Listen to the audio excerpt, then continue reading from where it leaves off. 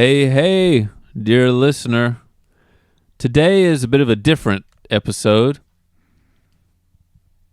I'm coming at you from the past because I'm currently out of town and not able to record. And I'm on the road, so we're recording this ahead of time. It's going to be an episode about J-Mike.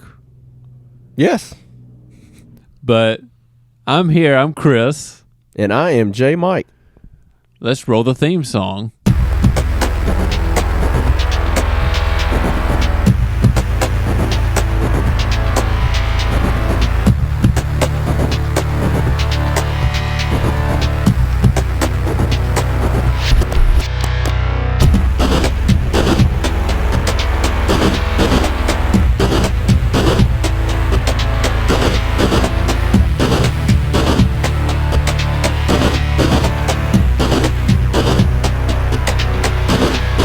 All right, well, we're back, and I'm about to sort of sit back. Well, what we're going to do is, for these 2 episodes while I'm gone, since we can't exactly follow up with recent sports news, what we're planning to do is sort of go over our history, our sports history, our fandom, and figured we'd start with J-Mike.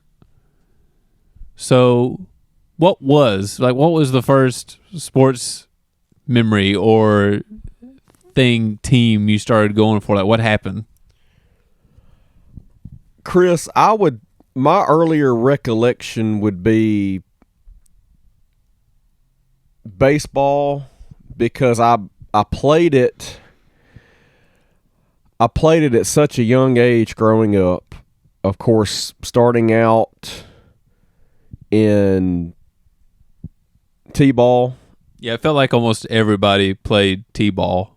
Yeah, when they were a little kid. Yeah, starting out, of course, and that's basically how you do get started. Into coach pitch, where the coaches would put the baseball in the pitching machine. Which, coincidentally, I got hit more in coach pitch than I did in fast pitch. Yeah. Yeah, that's crazy right there, Chris. But going off of what you just said, and then, of course, the next level is fast pitch, or kid pitch, if you want to call it. Yeah. And I played all of that in the Tupelo Park and Rec. I remember doing T-ball at Ballard Park on a dead-gum soccer field, ironically. Oh, well, okay. Which I also played soccer as well as a kid for, I think it was only 3 years, but as well at Ballard Park, because that's normally where all the Park and Rec soccer games were played at in Tupelo. Mm-hmm. Were at Ballard, because all of those soccer fields that they have.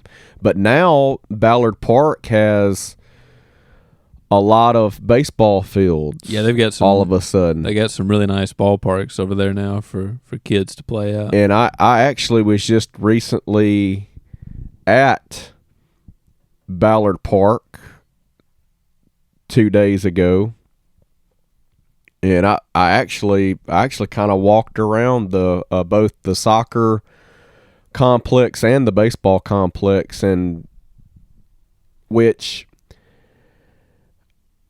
I kind of hate, and I'm kind of jealous that I never got to play on at that baseball complex because it wasn't there at the time. Right. But going forward with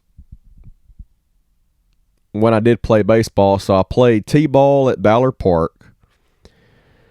I played coach pitch where I went to lower elementary school, which is at Thomas Street Elementary in Tupelo. Mm-hmm. I played coach pitch there, which they don't do that anymore. And I played fast pitch or kid pitch. I played that at two different areas in Tupelo.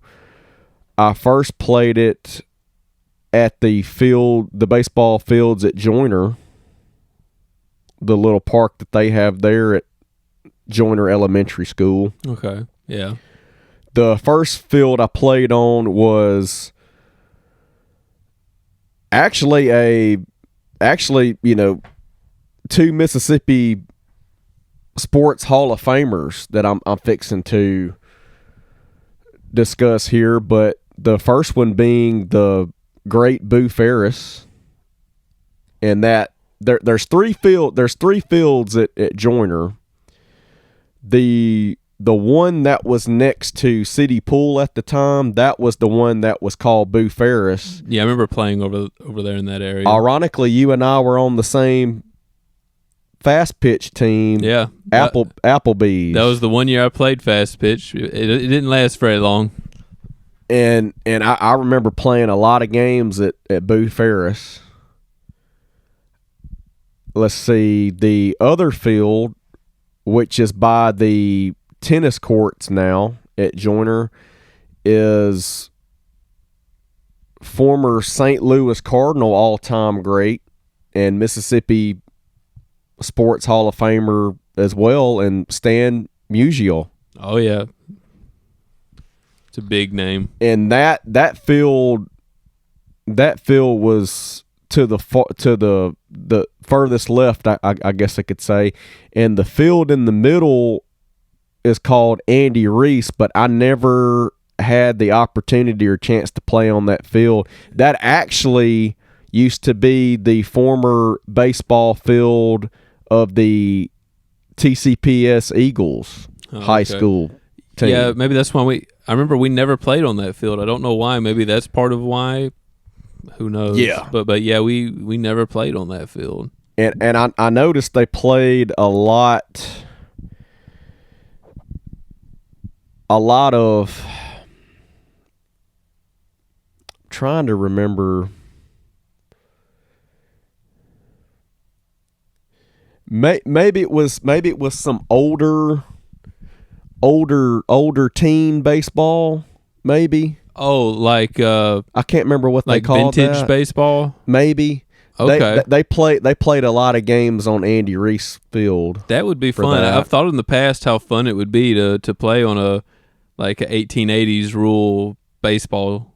Because I remember a couple of friends of mine talked about playing baseball, and we're in high school, and of course, by that point, you're either on the high school baseball team or you're not. Right. And you figured that, okay, if I'm not on the high school baseball team, well, that's it for me. Well, not exactly, because they were playing games like that in the evenings, a few hours after school had let out. And okay. I remember a couple of people that I knew were playing in that. I don't know if it was a league or what. Yeah, I didn't know that was a thing. Honestly, I was in the dark. I obviously was jealous, but I had a lot going on with school and being in the high school band as a percussionist. And around that time, it being the spring, that would have been our indoor drumline season. So I was wrapped up in that. But obviously, I always had a deep desire of continuing to play, but I'll touch into that in a moment. But going back to early childhood years of playing baseball, the other complex that I played fast pitch was at the baseball complex at Veterans Park. Okay, I never played over there. Yeah, I never played over there. Chris, if I remember correctly, I only played on that. I only played on a couple of those fields for, I believe, one season, and that was my last. That was my last year playing Park and Rec in Tupelo. If I ever drive by after a heavy rain, those fields are underwater. It's Yeah. it collects over there. Yeah. I'm glad you brought that up, Chris, because there were a lot of times where we had games canceled due to a torrential downpour and rain, and the field conditions were awful. Yeah, well, it's built in a floodplain, so that's probably why Yes. it's a floodplain over there. And so, yeah, you can imagine that a pretty good portion of games were canceled throughout the season, which I can't even remember how many that we would play in the spring. But then this was my last year playing baseball. I was in the 6th grade, and my younger brother Lee had actually started playing travel baseball with a team out of Sherman, Mississippi called the Sherman Browns. And how they came up with their name and colors, of course, the head coach of that team, his family, his son that was on the team, and I'm sure a couple of the other parents and their sons were St. Louis Cardinal fans. Right. And a lot of people don't know this or remember this, but before they were called the St. Louis Cardinals, they were the St. Louis Browns. Well, and there were 2 teams in St. Louis for a while. They had the Browns and the Cardinals for a bit. Well, yeah. That's right. I just meant people forget about the Browns. Is okay. What I'm trying to forget. Because the Browns were in the American League, right? Yes, if I remember correctly, they were. I think so. But interestingly enough, they decided to adopt the Cleveland Browns' colors of brown and orange. So their jerseys were orange, and their caps and socks were brown. Almost looking like UPS out there. Yeah, I know it. Or what can Brown do for you today? Which they lost a lot of games, so they didn't do very much. They didn't get in the win column very often. Let me put it that way. But so my brother was playing travel ball for them, and I remember it was I think it was close. It was around the time that they had started, or middle of their season, and of course at this time school was still in session. We're still in the spring semester of school, so it's somewhat close to school being over with. Right. Closing out the year. Yeah, you're in March, April, around that time frame of the year. And I remember being approached and being talked to about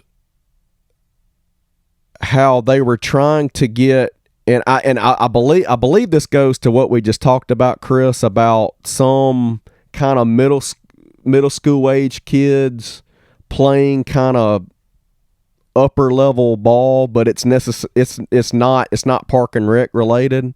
Huh, okay. But I remember getting approached and being talked to about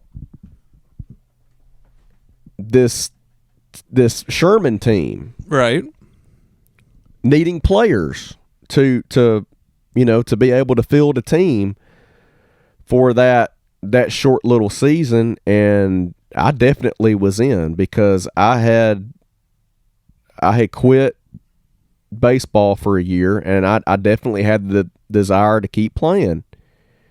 And so, well, and it sounds more interesting to be part of a travel team like that. Oh yeah, and exactly, Chris, and it's something I wanted to do as well, because I'm not going to lie to you, seeing my brother getting to travel to these baseball tournaments throughout the spring and summer, I was jealous, because I wanted to be a part of a travel baseball team. Now there's a lot of money involved with that, for sure. Right. And I remember my parents at the time, forking over a lot of money because my brother played travel ball for up until he started playing middle school baseball for Tupelo Middle School and starting to get into the Tupelo baseball program, if you will. Yeah, starting in 8th grade, even more competitive and so my brother consistently played travel baseball at that level. But anyway, I remember they were needing players for this Sherman team that they were starting to gather together. And you're not going to believe this, and I don't believe I've ever told you this, but Hamp Shaw, who we actually just recently saw a couple weeks ago at our 10-year high school reunion. Yeah. And, of course, we graduated with him at Tupelo High School, but his grandfather was the coach. Oh, okay. And if I remember correctly, Chris, he was the one that was basically recruiting me here because, I mean, I'm just sitting there watching my brother practice because they had a practice at the Sherman. There's 2 fields in Sherman. The bigger field and then the travel field that they played, or that they practice on, I should say. More younger, right? For that kids. Team, for the Sherman Browns team, and I told them I definitely wanted to do it, and this team, we were sponsored by Gardner Watson. I believe they are I think they're a cubed and crushed ice distributor, if I'm not mistaken. You know how you always see the bags of ice at grocery stores and convenience stores? Yeah. And they had that big polar bear. Yeah, I'm used to seeing that polar bear. I'm wanting to say that was the company that sponsored us. So our jerseys were navy blue with white lettering across it, and it said Sherman and then Gardner Watson right below. Oh, okay. Y'all should have been like the and we wore gray pants. Y'all should have been like the polar bears or the freeze or something like that. Well, you know something. We never adopted a team name. We were just known as the Sherman team. But yeah, Chris, that would have been a great team name for sure. But this team, Chris, we let's see, we traveled to Verona, Shannon, Saltillo, Okolona. A lot of Lee County. Yes, it was basically just the Lee County League. Okay. And maybe,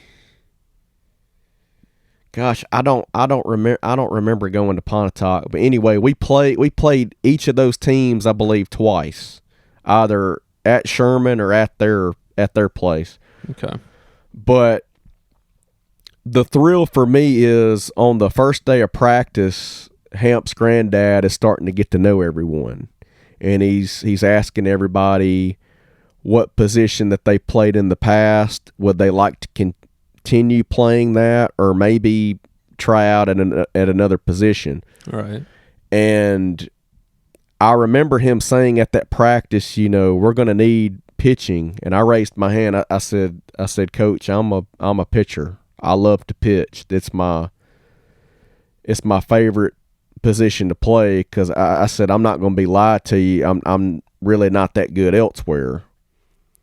And I remember he pulled me aside and he said that I was going to be his guy on the mound.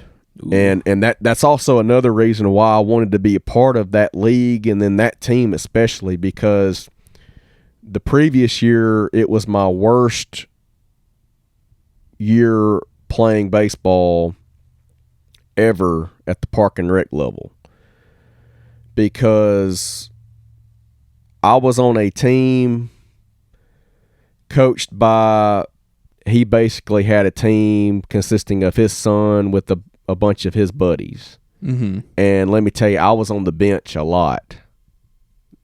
And I didn't like that very much. I wanted to play just like every other kid wants to play. And I didn't get to play a lot. And I remember telling my dad, I said, this is not fun. I don't like this. Yeah, just riding the bench. This is really taking my love away from the game, which I grew up playing, and it's my favorite sport. I love baseball. But I'm sitting there not playing and just really upset and hurt about it. And I remember telling my dad, I don't want to go back just to sit on the bench. Right. If I go back, I want to play.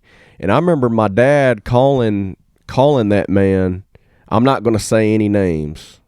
That's not me. But I remember him calling the man, and of course it went to voicemail. Not a shocker there. But my dad basically told him that I would not be returning to that team for the remainder of that season. Well, and, I mean, and so I quit about maybe mid to late season that year.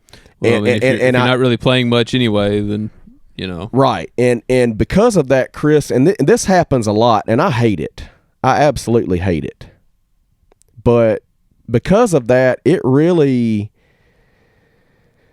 affected my love for baseball there for a good while.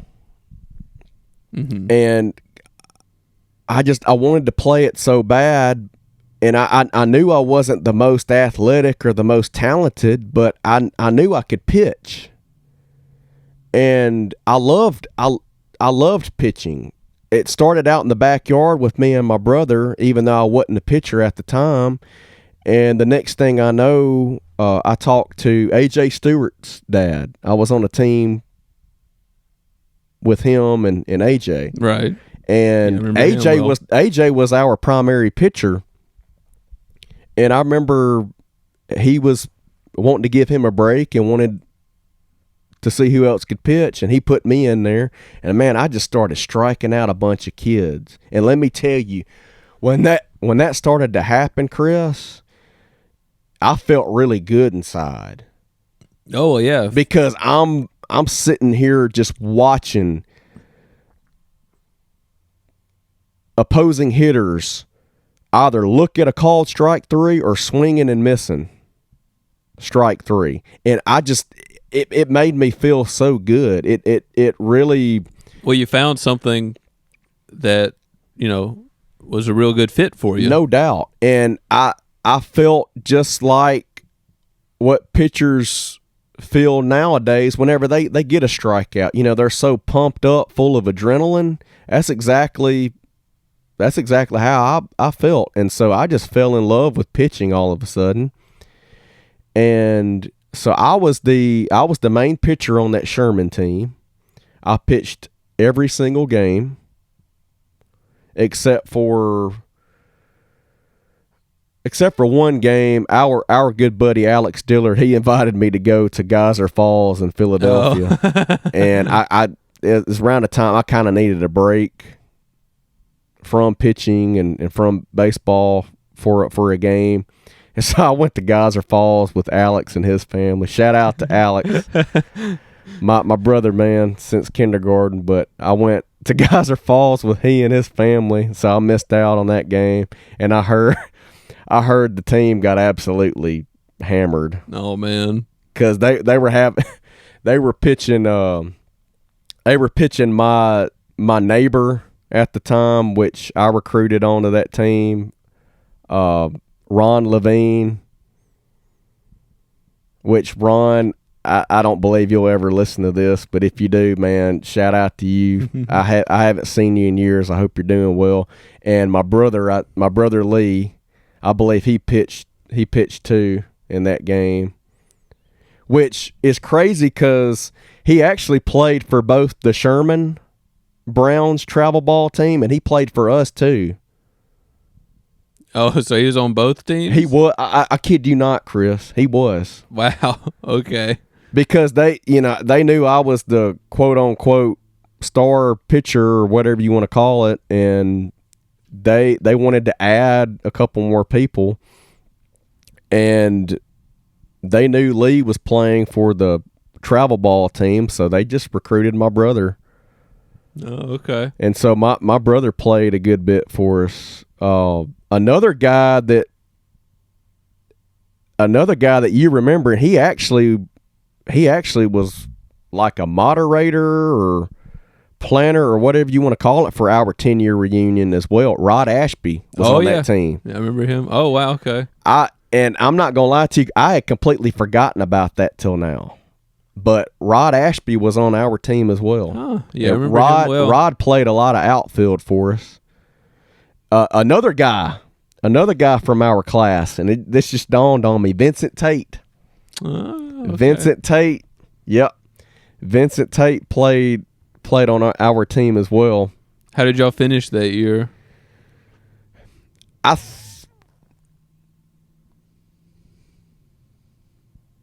Let's see, Okolona, Saltillo.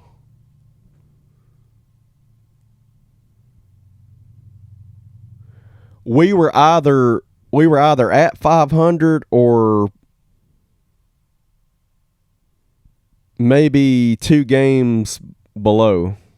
Okay. I remember we finished with a losing record, but it wasn't much. It was like it was close to 500. 2 games or so from 500. Okay. But I remember the Shannon team always kicked my ass, if I could say that on here. And there was one guy in particular,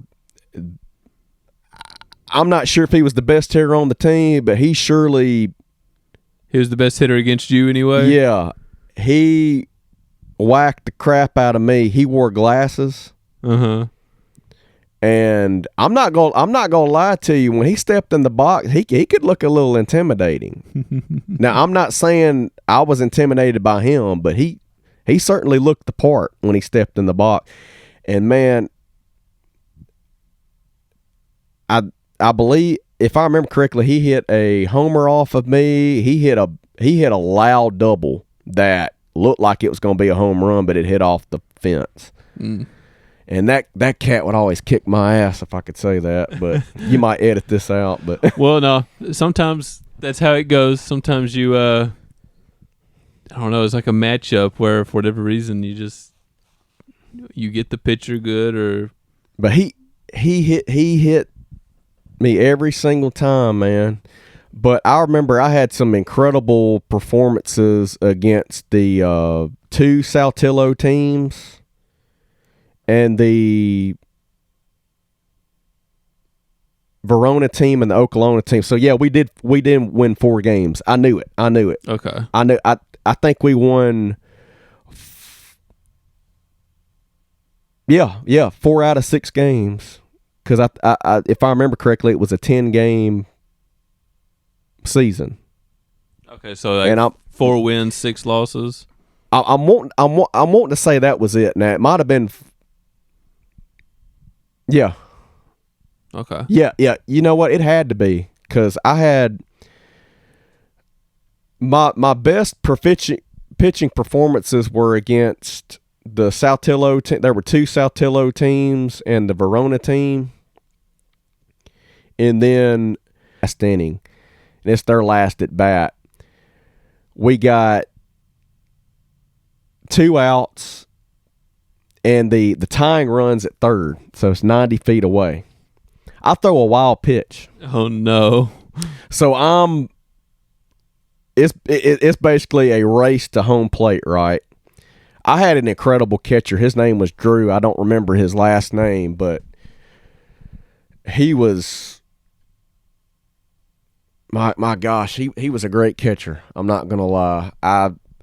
I don't know whatever happened to him. I hope he continued playing, but he was a great kid. He was a short kid, but man, he was a great catcher. Mm-hmm. But man, I throw a wild pitch. It get past Drew. Myself and the runner from third are racing to home plate. Drew gets it just in time. He throws it to me. I tag out the runner before he touches home plate. We win the ball game in Okolona. Just like you planned it. And let me tell you, that Okolona teams, families and stuff, they were raucous. I mean, they were loud and getting into that. Yeah, I mean, they were definitely into the game. So I heard a lot of like rally. The pitcher's name is Sally stuff, and and come on, son, you can hit this boy. I heard a lot of that as well. But yeah, it was a 7-6 ball game, and we won because, well, I about gave up the lead, but on the same play, and I tag out the runner from scoring the tying run. Well, nice. So that was an exciting end, sounds like. And been close. But yeah, I remember that like it was yesterday. And so yeah, we won 4 of 6 games in a 10-game season. And unfortunately, that was the last time I would play baseball. And I was a 6th grader. And I remember 7th grade year, we had just started going to Tupelo Middle School, and I actually had Hamp in a English class. Mm-hmm. And I remember talking with them and about that team and getting that team together again and playing. And he told me that they definitely wanted to do it. He and his granddad wanted to do it. And I remember it was starting to get close to the season. I started to get a little worried because he hadn't told me too much. And all of a sudden he's like, John Michael, it's not looking good, man. We've only got 6 people that have signed up. And that's you and me and 4 others. So I see. So just didn't have enough people. And of course, you need 9 men on the field at least. To be able to play. And you want some reserves, extras as well. Yes. And he finally came back to me. He said, "Man, we didn't have enough to field a team." And I was devastated. But at that same year, man, that's when I got into drumming. As I started to get into Tupelo band program, and I started to become a drummer. And so you got that to pick up at least. No doubt. So one unfortunate circumstance led to a true blessing. And I started to play drums literally right after that. And I would go on to play snare drum in the Tupelo High School band, and also ended up getting a college band scholarship at Northeast Mississippi Community College that's just over here where we're at here in Boonville. And I finally made drum captain my second year at Northeast. So that was truly a blessing in disguise. But 6th grade, yes, that was my last year playing baseball. And I remember still having that urge and that itch to continue to play somehow. And I started taking lessons from 2 great pitchers back in the day, arguably the best pitcher to ever come out of Tupelo High School, and Kirk Presley. Right. That was a high round draft pick by the Mets. Yeah. And had some great lessons with him, and he told me didn't he end up having injury issues? Yes, that kind of prevented him from making it further. it did, and he unfortunately never had the career that he wanted and that he could have had. That a lot of people expected him to have too. Yeah. He was so great, but he also ended up coaching the Tupelo 49ers. Oh, okay. Yeah, I remember them. Legion team. Yeah. He does it now. Actually, the guy that coaches them now, I know him. His name is McKinley Holland, who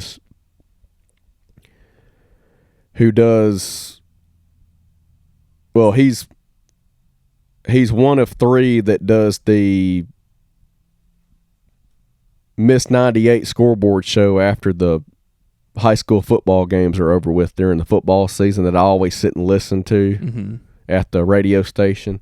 But yeah, he coaches them now. But Kirk Presley used to coach the Tupelo 49ers team. But I got lessons from him, and I got lessons from a former Mississippi State pitcher. His name was Jeff Hunter, and he actually was coaching my brother Lee's travel baseball team at the time whenever Lee started playing for the Tupelo Rangers travel baseball team. And so Jeff Hunter was the coach of them, and I started taking lessons from him as well. And they both told me that they liked what they saw, that I had potential, I had what it took. But and those would be some good mentors for sure. No doubt. And they were, I think I had 3 lessons. So I basically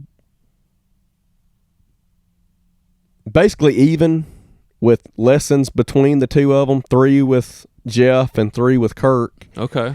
And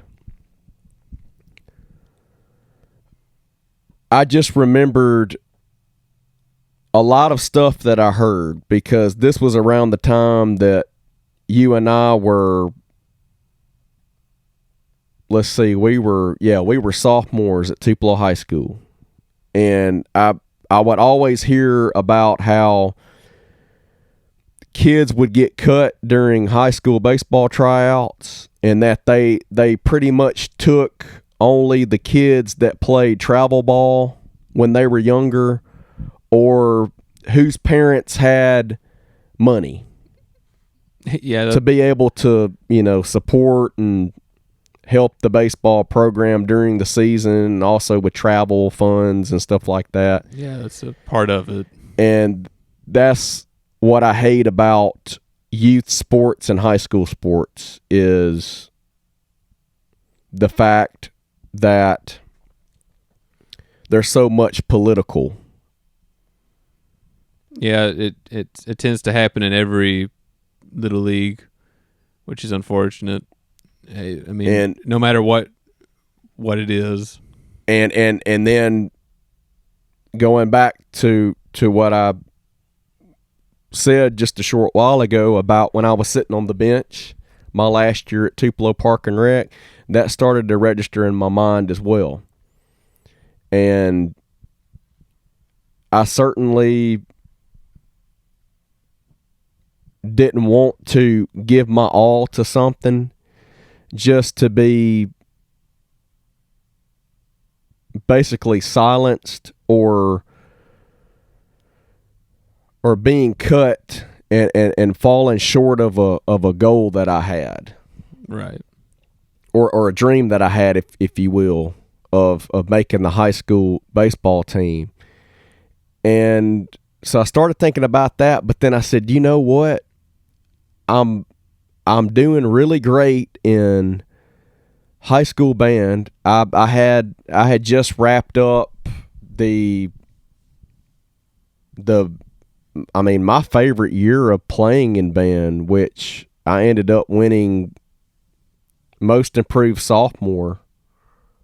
Oh, nice. In our sophomore class in the Tupelo band. I ended up winning that award, voted on by my peers, of course. Which those are the nice rewards to get. And I remember the whole drum line was like, man, we're so proud of you for sticking in there and really improving and helping us out. And I felt really good about that. And I I just had suddenly developed this strong passion and love of playing drums. And the thought that got in the back of my mind that made me stick with drumming instead of trying to get back into baseball, and I know I was going to be disappointed. I know I wasn't going to make the team because of all of that politicalness going on, but that thought in the back of my head said, you can get a college band scholarship. Oh. And yeah, it's a good play to go for that scholarship. Rather than having, I mean, more than likely me working my tail off and nobody even looking at me from an upper level standpoint, recruiting wise. In baseball. Yeah, especially in baseball, because you have to be super talented or just talented enough to even get looked at. And I ended up making the right choice for me, and I stuck with band, but that definitely was the end of my playing career in baseball. But I also played soccer. I played soccer for about 3 years, I'd say. I played intramural football at Tupelo Middle School when you and I were in the 7th grade, and I absolutely hated it because this was back when I still had baby fat or whatever you want to call it on me before I really started my growth spurt. And they put me as an offensive lineman and as a defensive lineman, and when I thought I would have been pretty good at tight end, because I know you remember this back in our 6th grade year, we played a lot of football during recess. Oh yeah, that was the thing to do. And you were always all-time quarterback, and I was some kind of a receiver, whether you wanted to call it wide out or tight end. But I remember you and I just always had that connection. Yeah, that was just your basic throw and catch. Yeah, and we could always rely on each other. And I figured that's where they were going to put me at, but no, coaches just have a certain idea of where they want to put kids at, and I understand that. And so I got put in the trenches. Yeah, it'd be tough, man. And it was, man. I went up against guys like Brandon Strong. I don't know if you remember him, Chris, but man, he was constantly coming at me, and I hated the contact. Yeah, I mean and that's all that position is. No doubt. So and when I wanted to catch the football, but they never gave me a fair shot at an opportunity to catch the football. And so I understand there were I think there were at least 4 teams, 4 to 6 teams, because there were so many kids that took intramurals at middle school, and thank goodness I only had to endure that for a semester, because let me tell you, after that fall semester I dropped it. And I took a computer class. I ended up taking a computer class or something like that. Yeah, it's unfortunate. We had so much fun for spring. We had so much fun, like pitching and catching in elementary school with football. Fortunately, they didn't carry over to middle school, and so I absolutely hated that semester of playing tackle football. I hated it, and I love football, don't get me wrong, but I certainly did not like playing it, so that was the only time I played it. Mm-hmm. And so that's it for that. And well, I guess we'll go back to at the beginning, your fandom. So first you were obviously a Cubs fan. And was that the first team you really went for? Yeah, okay. You are correct. It all started, my Cub fandom all started when I remembered coming home from school And this was actually, I think this was actually the time where I started riding the bus home, because one of my parents would take me to school that morning, but I would come home on the bus. And I remember, and I never understood this, but we lived in a fairly new subdivision in Tupelo at the time called Willow Chase subdivision, which there was plenty of land around it, but not that many houses. And there were only a few houses that were built. It was also where the church that I was attending built the new home for that said church, which was First Pentecostal Church at Tupelo at that time. Now it's called Life at Tupelo, I do believe. Oh, okay. It's still a Pentecostal church, but it's just a name change. But that was obviously what got us ending up building a house in that subdivision, was because the church, all the church family wanted to build a new church and wanted to have a new location, I guess I could say, for us. And so the church was built in that subdivision first, and then it was also followed by the house that my dad got an architect to construct, and then of course they ended up building it. And I want to say it was our house, 1, 2, 3, 4. So there were 4 other houses in that subdivision, but there was pretty good bit of land there. And of course the church took up the bulk of it, but the bus, whenever the bus would let me off, they would let me off right at the entrance to the subdivision. The bus driver would never go into the subdivision and then go up the hill where my house was on. Right. And so I had to walk. I had to walk for a couple of minutes. I'd say at least 5 to several minutes to get to. Well, yeah, I'd say about 5 minutes, and I had to walk up, and then go to the right, and then walk up the hill that our house was on. And so I just remembered doing that, and of course I got my house key, or I think my Nana would wait on me. Yeah, that's right. She would sit on her on one of the rocking chairs outside and wait on me to let me in. Okay. That way. Me and my brother, that is. Well, I think, no, I take that back. My brother was still in lower elementary, and he was a car rider, so somebody took him home. But I would always get home before my brother Lee did. So this was one of those instances. And my Nana, which is what I called my grandmother, people. I called her Nana.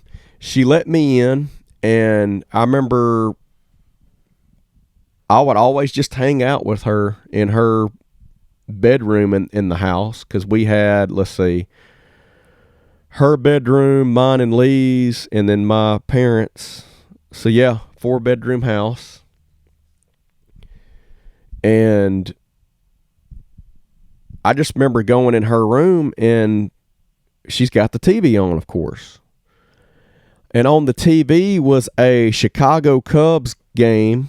I cannot remember who they were playing, but Chicago Cubs game on WGN. And about what year would this have been? Man, this had to be 2002, Chris. 2002. Okay. This is when I first really got into Major League. Now, ironically enough, I'm playing baseball as I just But you didn't really pay attention to MLB. I didn't. Huh. I didn't. I know that's crazy, especially for me looking back on it. But yeah, that's the God's honest truth. I just played it. I never watched it.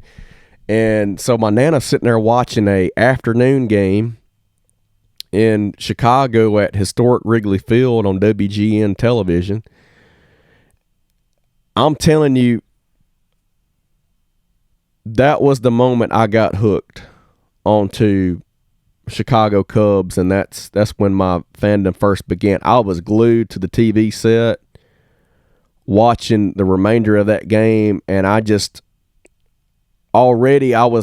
in love with the game of baseball, but I fell in love with that franchise and that city as well. Now I know the city of Chicago gets a lot of flack for a lot of awful stuff that's going on there right now, but let me tell you, there's no other fan base quite like, well, I'm sure people can argue with it, but Cubs fans are definitely unique.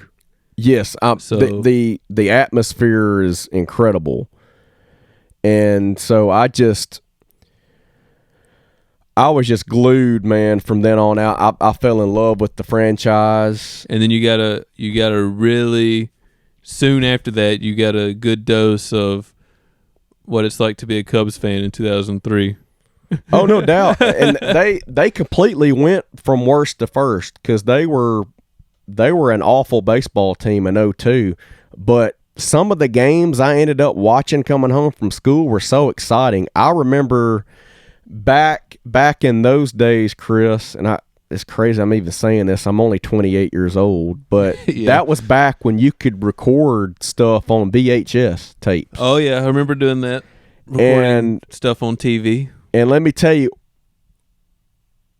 from the moment I first watched that Cubs game on TV, that's when I really started to watch baseball a lot more. And I'm not talking about just Cubs. I was watching a lot of stuff, keeping up with a lot of stuff.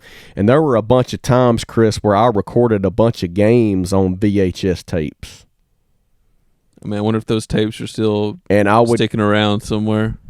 I would go back and watch them because there were some exciting games that I saw. I remember one game where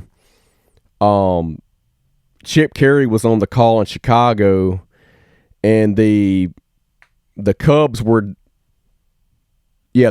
down by 1 run in the bottom of the ninth at Wrigley, and they had runners at second and third. Guy hits a clutch base hit, so game is tied as the runner from third scores. They wave the runner from second. They wave him home, and Chip Carey's just incredible on the call. He's like, he's rounding third and he's coming home. Yeah. The throw to the plate, he slides and he's safe. And crowd's going berserk. Cubs win it, of course. Right. But Chip Carey's call was incredible. That was another call that really Sticks in your mind. that and really somewhat developed into my love of and passion of one day being a broadcaster. Oh, I see. Yeah. Definitely And- a good a great person to emulate. Oh yeah, no doubt. Broadcasting.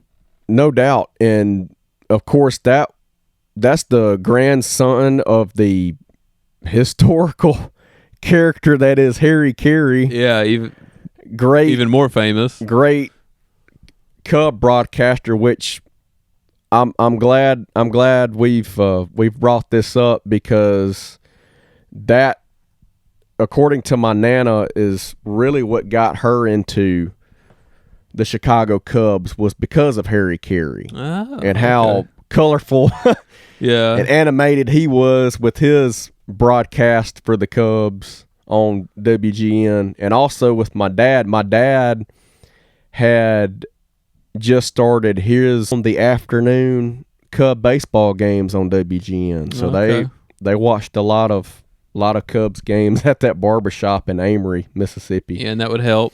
That would help get your fandom going when you're seeing them on TV all the time. But my nana is a very instrumental part for sure in me becoming a Cub fan, and I absolutely loved her dearly, and I miss her dearly to this day. I wish that she could have seen the Cubs go all the way in 2016. I was just thinking it's a shame that she couldn't see that. I remembered, I know I've told you this, Game 6 of the 2016 NLCS, I've never felt more confident about something in my life, but I knew that night the Cubs were going to the World Series. I felt it in my heart and in my spirit, and I'm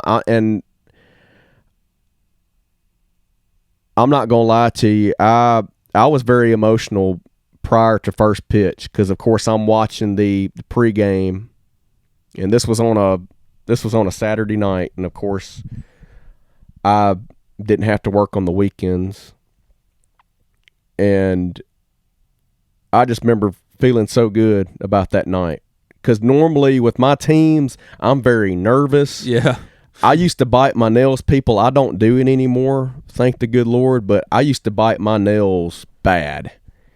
And I would be just so nervous and so caught up. And I would be... Understandable being an Ole Miss and Cubs fan. I would be pacing back and forth and stuff like that. But for the first time in my life, I just felt so calm, cool, and collected about anything. And I fully believed that they were going to win it that night. And they did.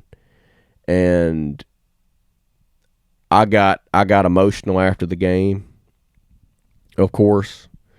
And God, I hope I don't cry right now, but it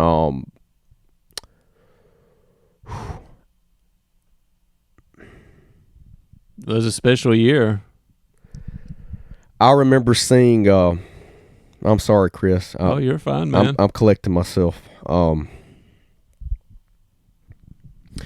remember seeing I'm sorry, man. I remember seeing they kept showing this old lady. I don't know if you remember this during the game. I remember seeing that. Yeah, I do. They kept showing I don't know if you want to call it a snapshot. That's probably not the best description to say, but the camera, yeah, there we go. The camera was always pointing towards this old lady. And when they recorded that final out, and it was on a double play ball, it was a bang-bang play at first. It was a close play at first, but thank the good Lord that umpire called him out at first.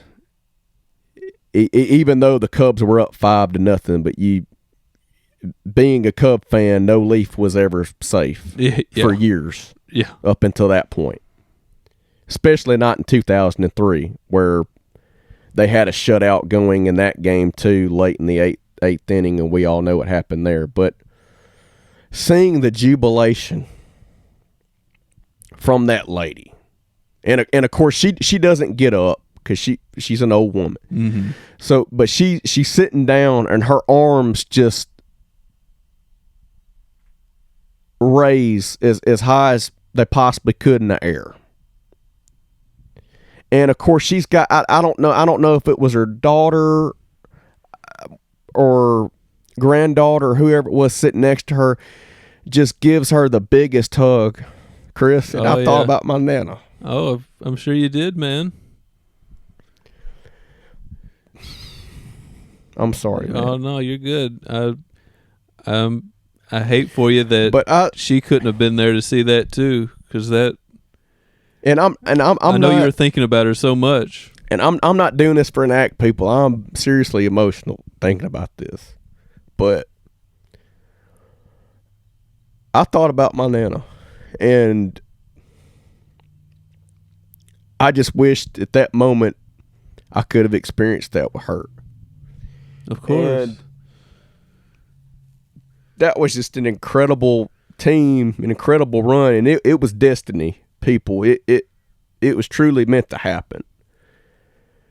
And the drought lasted 108 years, and one of my friends, Tyler Cook, I'm gonna shout you out, man, told me this, and I never really thought about it. The curse ended at 108 years. There's 108 seams on a baseball. Oh, I never thought about that. So it was meant to happen at 108. But, you know, they're down 3-1 in the World Series. And I'm not going to lie to you, I had my doubts. I had my doubts. But I truly believe that this was her spirit in me. I couldn't give up on that team. They were down 3-1, and it wasn't looking good. But I had my doubts, and I remember telling a buddy of ours, Walt DeLusick, I said I like the Cubs in Game 5, but I think they lose in Game 6 in Cleveland. Because I wasn't sure how sharp Arrieta was going to be in Game 6 for us in Cleveland. And they won Game 5 by the skin of their teeth, they did. But Aroldis Chapman, who I have a soft spot for, he closed it out in Game 5 in a 3-2 victory. Well, there was just so many nail biters at the end of this. What the spirit from my Nana, and also this right here, Chris, that I'm fixing to say, is what all of a sudden started getting me believing again in this team and believing that this was our year. After they win that Game 5 3-2, just nail biter. And of course, absolutely nervous the whole game. Of course, it would get worse. Yeah, as the series went on. Yeah. But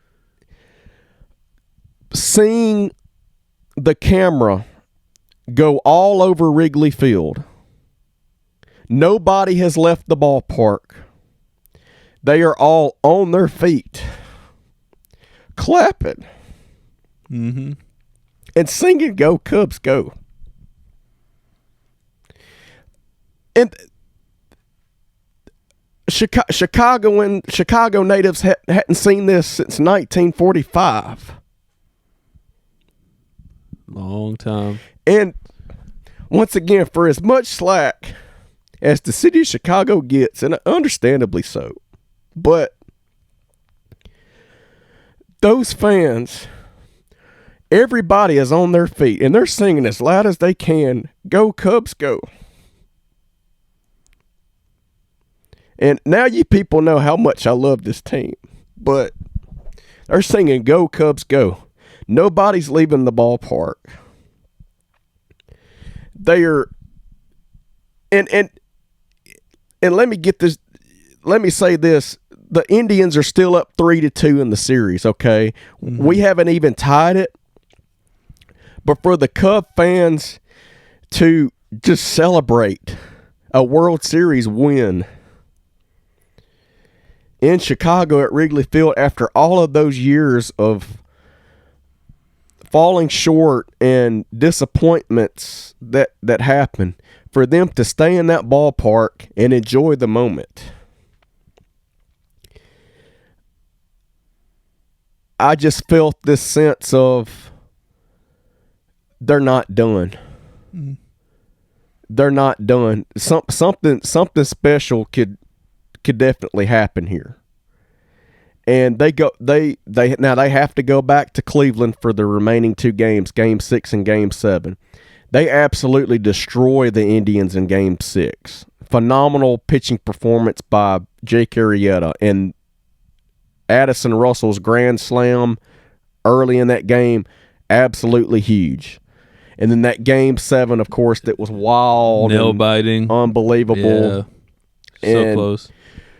And, of course, all the momentum is on the Indian side after they hit that game-tying home run in the 8th inning. And once again, I will say this. I will say this until I can't say it no more, or until I'm old enough to where I can't. But the 8th inning of a baseball game is the most critical inning in the game. So much can happen in that one inning, and I have seen it happen. But especially as a Cub fan, so the Indians tied it up in the 8th, and I'm already just dejected all of a sudden. Well, it kind of feels like here we go again. Yes. But you know what happens, though, when a drought is coming to its end. Rain, all of a sudden, starts to come down from the sky as this ball game is tied. As the 9th inning just came to a close, and they go to a rain delay. And all of a sudden, that spirit, man, just came back in me, and told, I'm not going to say told me, but just made me feel like they were going to get it done in that 10th inning when they came back from the rain delay. And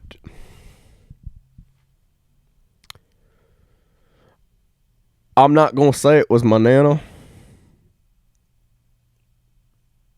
but I believe it was God himself that made that happen, that rain delay happen. Because let me tell you, there was no rain in that forecast. Yeah, I don't remember what the forecast was for that night, but I remember being surprised when it started just suddenly raining and then the delay. Well, anyway, I don't remember seeing it happen. But once again, when that happened, I thought about my nana looking from up above. And I felt like that they were going to get it done in that 10th inning.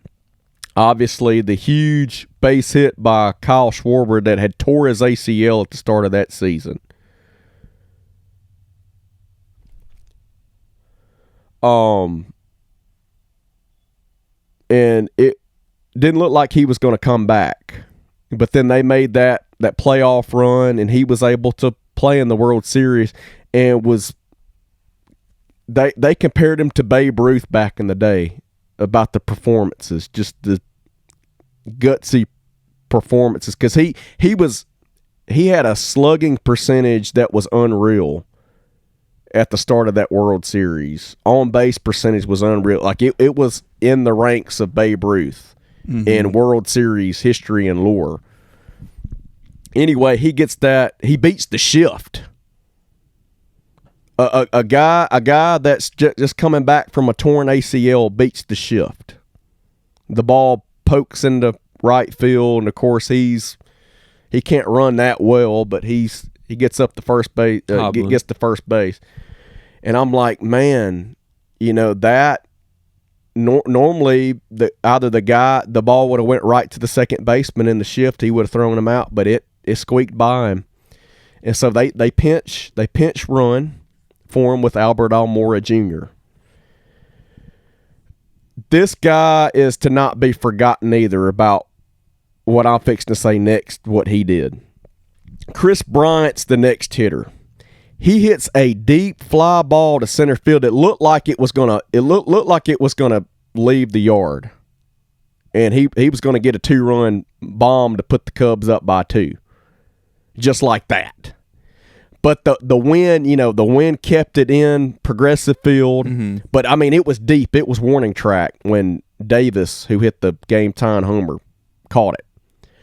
Almora, to his credit, and a player of his stature that hadn't played a lot in the playoffs, let alone the World Series, is got to have a ton of things going on in his mind.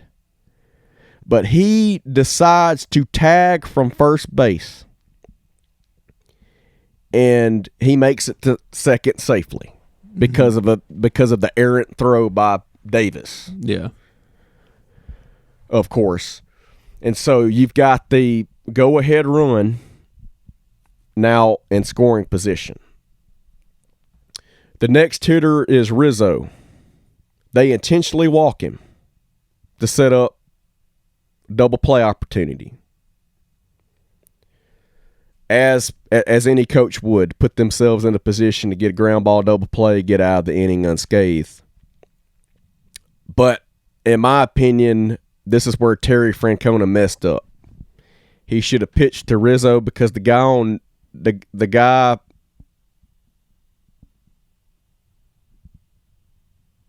coming up to bat after him, Ben Zobrist, who just a year prior had an incredible playoff run with the Kansas City Royals. And so he's got experience in big moments. Yeah, he's used to it. And he had been clutch the past 2 postseasons for sure. And that's obviously the guy I wanted up to bat. And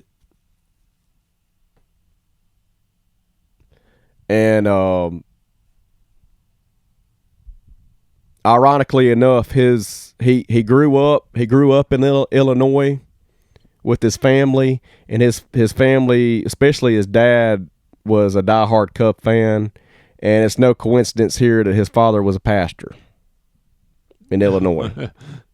So he comes up, and I remember it's a 3-2 count, full count, and the previous pitch, it was one of those pitches where it was right there, and he figured he was fixing to hammer it. And he, I can't remember if I think he looked at it. Yeah, I think he looked at it. And I'm like, dang, Ben, that was it right there. And I know he went on to say this too. He said in the documentary, he said, man, I hope I get that pitch again. Right there on the outside corner, the way I could poke my bat out and put the ball in play, right, which is what you want to do.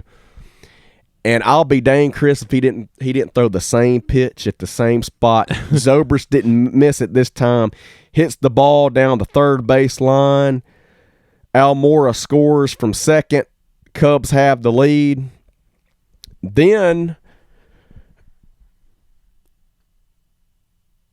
they ended up walking the next hitter, so now the bases are loaded, and Miguel Montero, who will live in Cubs lore forever, had the biggest hit of the ball game. I don't care. I know that Ben Zobrist hit was big, but if Montero doesn't hit that single to score the 8th run of the game, making it a 2-run ball game, the game would have been tied in the bottom half because the Indians ended up scoring a run with 2 outs to make it 8-7.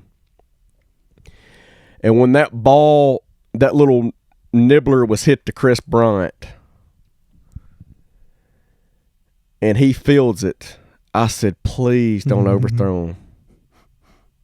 Just take it easy. Get it done. Well, let me say this. I thought about that, but at the same time, I said, he's got this. At the same time, Spirit said, he's got this. He's going to throw him out. And he throws a strike to Rizzo. Rizzo catches it, and his foot hits the bag.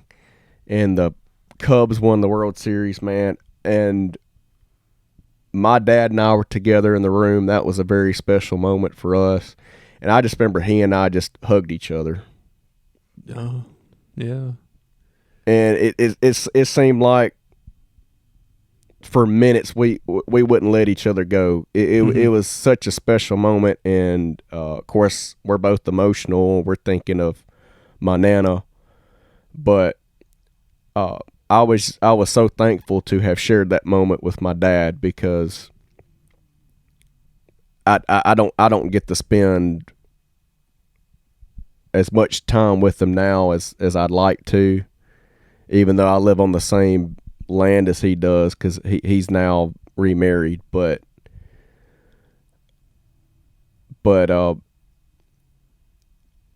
I was just so blessed and thankful to have shared that moment with him, because I know he was tired and ready to go to bed, and he had a long day at the barber shop, but just to share that moment with him is something I will never forget for the rest of my life, and it was just so special. Yeah, those are special moments of being a sports fan. And also him taking me to Wrigley Field for the first time when he had a barber board convention in 2007.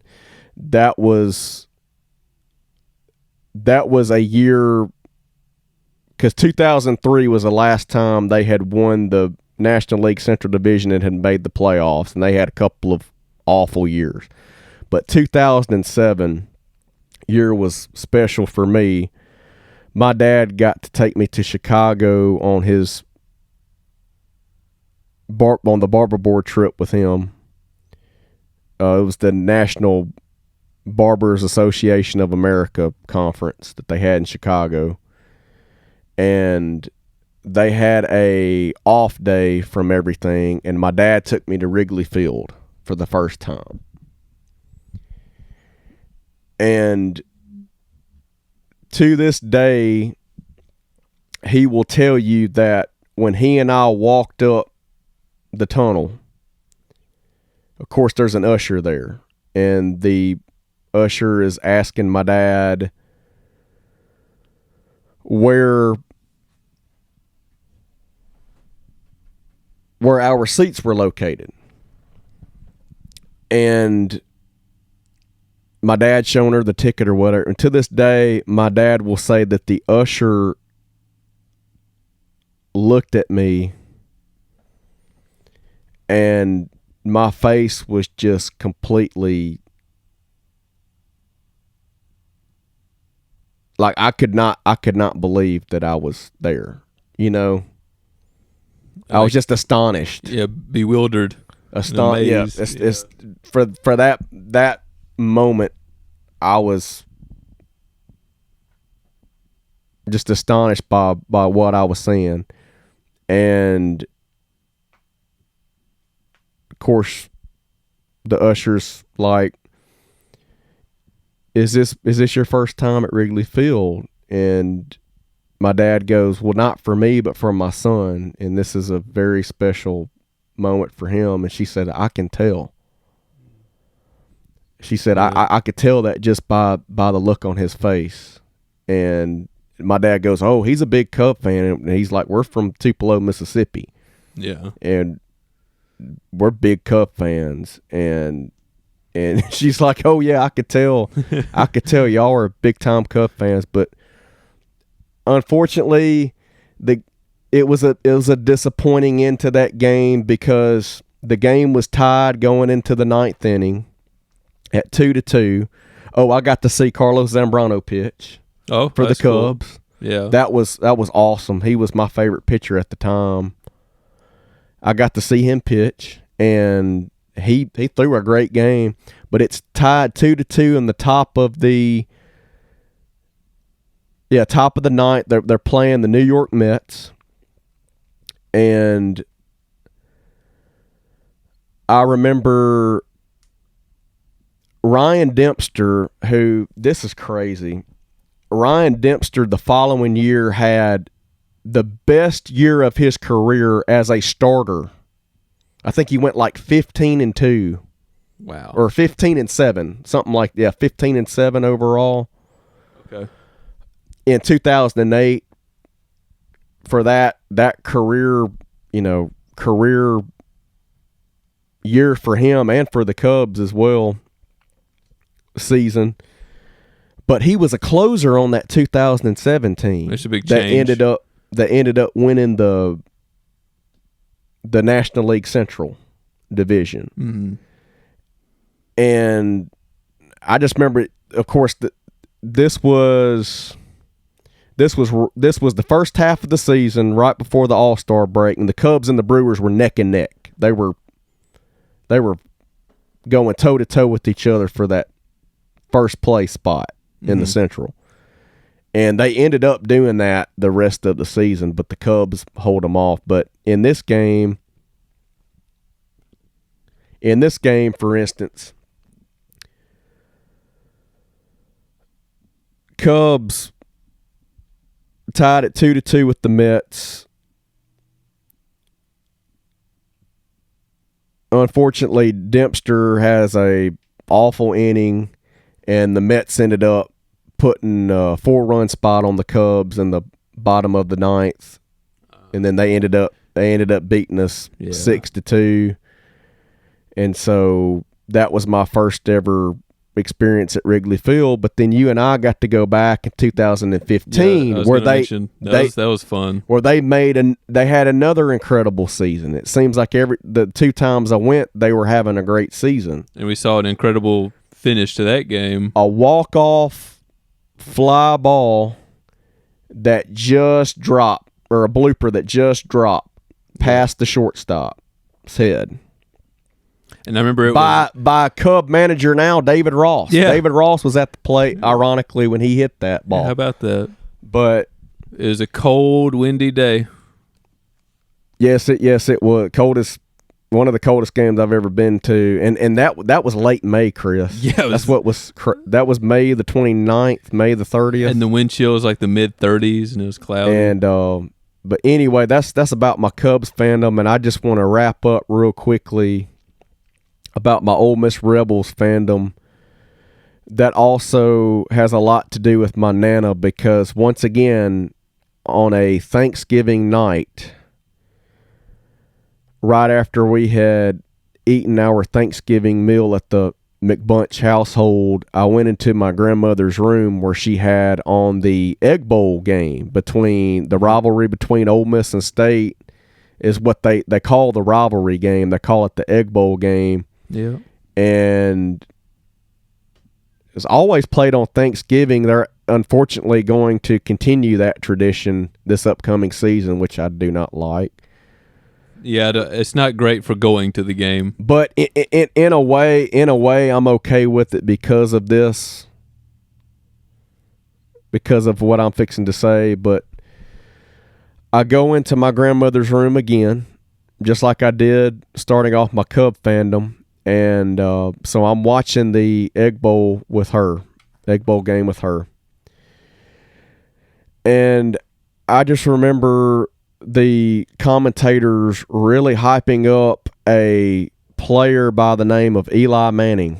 Oh, yeah. And this, if I'm not mistaken, Chris, this was oh boy. Yes, this was the 2001 Egg Bowl. So this is when I started to watch college football. Okay. So I actually began to watch football before I did baseball. Just before baseball. And so it's 2001 Egg Bowl, and of course Ole Miss had a lead going into halftime, and they gave it up in the second half. And I just remembered disliking Mississippi State from that moment forward. Now I'm not a troll or anything like that about Mississippi State, because they love to hammer Ole Miss and to pick on us and all that. I don't do that. I don't.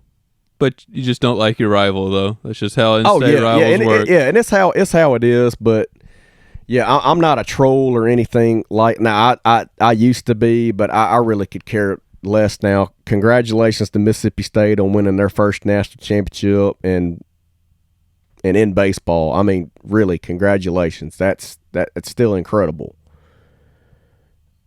But I'm not one to do all of that like their fan base likes to do to us. You know, I could care less now, but because I've matured. But anyway, just the commentators were really hyping up Eli Manning and then talking about how his brother Peyton was playing in the NFL at the moment, and how their father Archie Manning had left such a great legacy at Ole Miss as a incredible quarterback for the Rebels way back when. And I just remember being so fascinated by the way that these commentators were portraying and illustrating the story about the Mannings. Right. And so, of course, Eli's the quarterback for the Rebels playing in that game, and Mississippi State came back in the second half and beat them. And, of course, the fans and cowbells galore are going crazy. And I remember not liking that very much either. Ironically, my mother is a graduate from Mississippi State University, and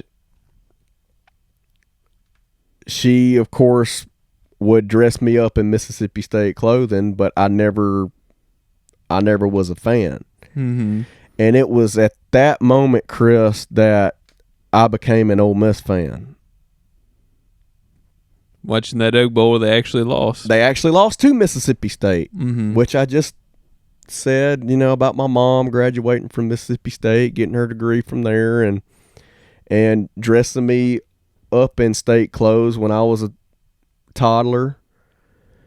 And my dad has always told this story about how we were in the mall one time, and it was around Christmas time, or maybe not. I'm not sure the timeline here, but in the mall, and he remembers me saying something along the lines of, "What's that? What's that?"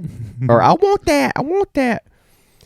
And it's some kind of a Colonel Reb ornament or doll or something or another like that. Yeah. And my dad actually grabbed it and gave it to me for a moment.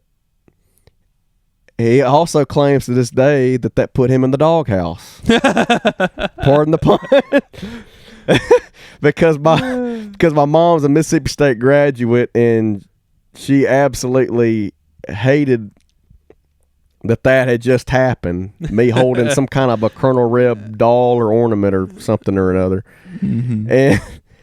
And also me becoming an Ole Miss fan. But that night, Chris, is when I became an Ole Miss fan. And I haven't looked back since, even though all of us Rebel fans have endured a whole lot of heartache. Yeah, there's tough moments.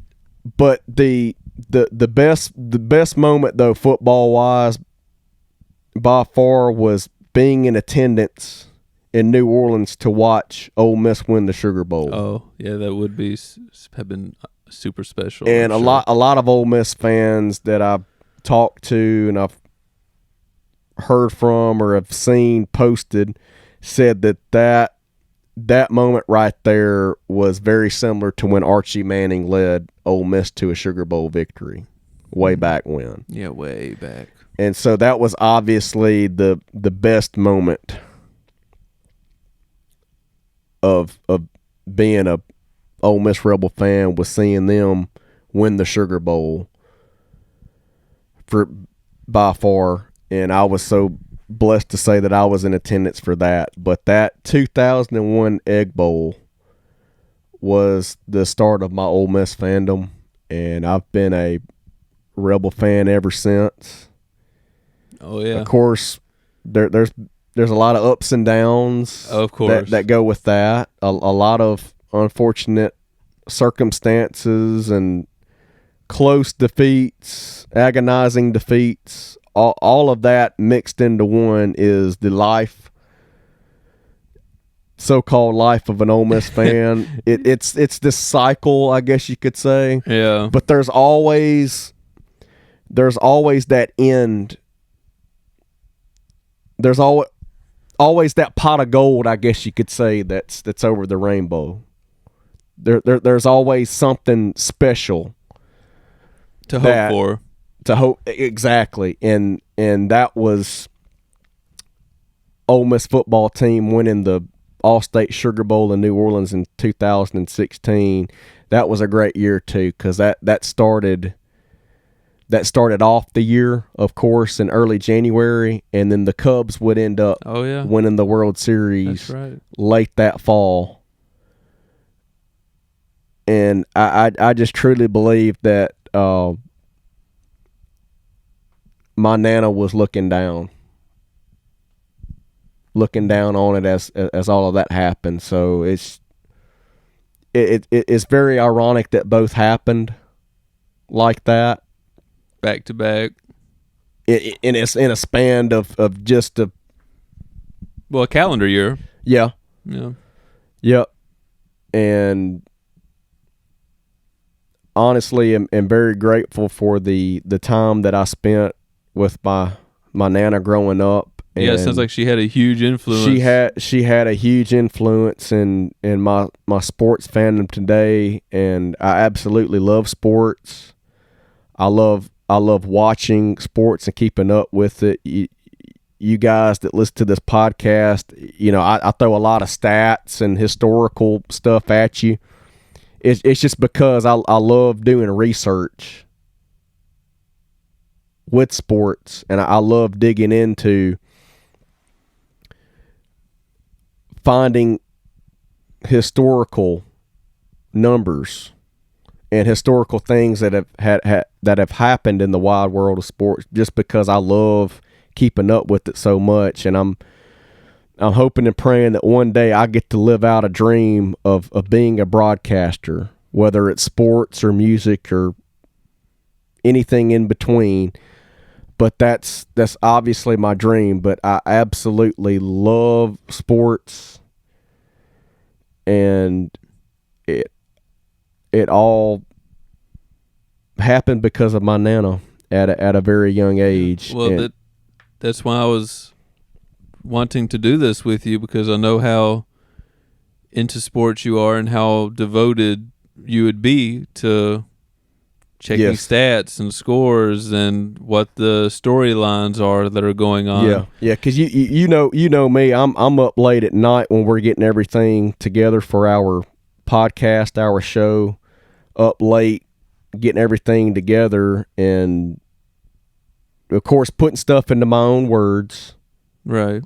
But I also love to dig in and look around and find some interesting things to give you and our listeners on each and every episode that we do here on Sports Fanatics.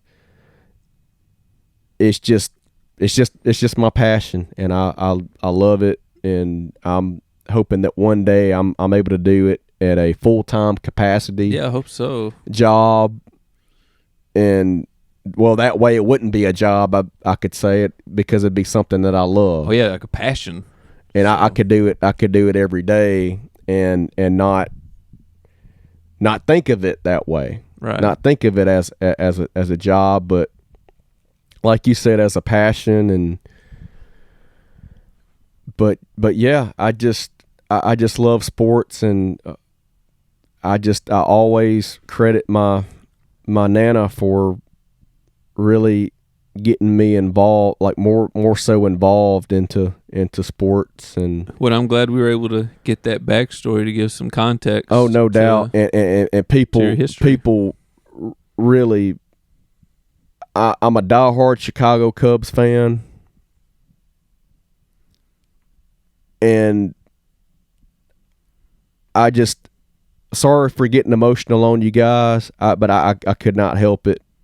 I just remember that first time I walked into her bedroom and watched the Cubs game with her, how special that was, and how that's carried over now, and all the way to them winning the World Series in 2016. And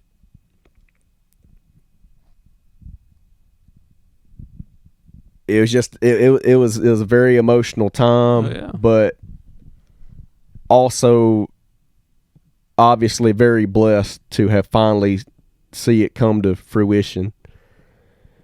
And it's a special moment in my life, because I don't have a girlfriend, I'm not married, and nor do I have kids.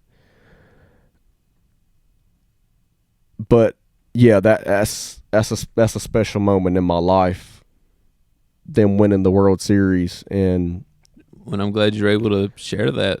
Oh man, with everybody. Yes, Chris, I appreciate you for letting me be able to do that. Oh, well, Oh, you're welcome. But thank you for being a part of this, because you're a huge part of this. So, because I enjoyed touching on my history, I guess I could say, of my sports fandom and how everything turned out in a timeline type of a way. But well, and hey, as far as that goes, if people want to follow you and keep up with what you're saying, yeah, where can they do that? Oh yeah, guys. Just once again, I love sports. I love talking sports. As I just said, if any of you ever would like to talk sports with me, please feel free to add me as a friend on Facebook. My name is John Michael McBunch, and you could follow me on Twitter and Instagram. Both of my handles on those two platforms are the same. It's at @J_Mike_Check. All right. So please feel free to follow or add me. I will follow or add you back. Cool. And I just thank you so much, guys and gals, for listening to this today. Once again, I'm sorry for getting so emotional, well, no, but you're good. That's just a moment that will stick with me for the rest of my life. And I'm just so thankful and grateful for God allowing all of that to happen. And I'm so grateful to be sharing this with you today on the Sports Fanatics podcast. Yeah, and it's nice to be able to hear all of it. If you want to follow the page on Twitter, it's @SportsFanatics, same as the title of the show. Yeah, please feel free to follow us on Twitter. And I'm @Christopheles11, ChrisTopholes11 on Twitter. That's where you can find me. But again, J. Mike, thank you so much for sharing all that. Thank you, Chris, with us today. Thank you for always getting the pod together, and I'm just so grateful each and every single time that we get to sit down and discuss sports, what's going on with sports, and especially today with history of my fond years of playing and early sport fandom, right, if you will. And I'm just so grateful for you to getting everything together on a show basis, and I can't wait to see where this road leads us, my brother. Yeah, same. Thank you so much for being such a great friend all these years, and yes, we've known each other through most of those years we were talking about. So yeah, you are not only a friend to me, Chris, but you were my brother, and you were a part of my extended family, and I love you, man. I love you too, man. Yeah, same. Feel the same, and I'm so excited to see where this goes. Yes, we thank our listeners for tuning in with us and bearing with us, especially today with me getting emotional. Yeah, thank you guys, and thank you. Hope you keep enjoying the podcast. And well, listen, y'all have a great week, and until next time, y'all take care.